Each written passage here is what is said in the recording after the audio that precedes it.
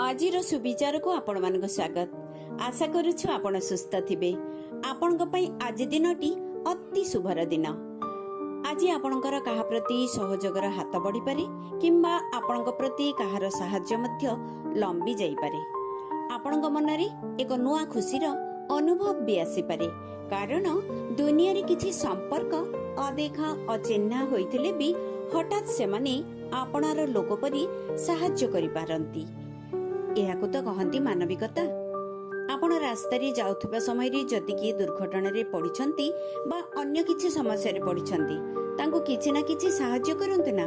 देखिबे आपणक सहाय्य तार प्रतिदान होई निश्चित आपणक पाखको फेरिबो एवं भगवानकर शुभ दृष्टि आपणक उपरे रहइबो। सेथि पई कथारे अछि देइथिले पाई। पुणी आसंता को एक नुआ सुविचार सह मो डॉक्टर बेबीराणी नंद रहुछि।